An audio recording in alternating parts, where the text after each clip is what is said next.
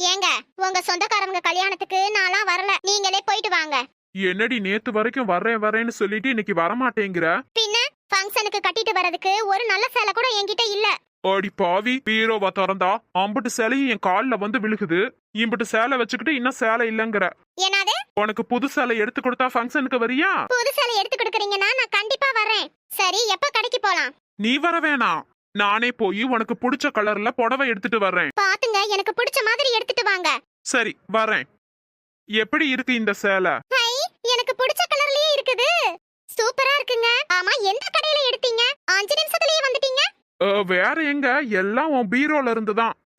எவ்வளவு தைரியம் இருந்தா என் சேலையை எடுத்து எனக்கே கொடுப்ப? ஏண்டி, நான் சொன்னதுக்கு அப்புறம் தான் இது உன் சேலைன்னு உனக்கே தெரியுது. உன் சேலை எதுன்னு உனக்கே தெரியாத அளவுக்கு அம்பட்டு சேலைய வாங்கி குமிச்சு வச்சிருக்க. இனிமேட்டு பீரோல இருக்க சேலையெல்லாம் பழசானதான் உனக்கு புது சேலை, அது வரைக்கும் கிடையாது.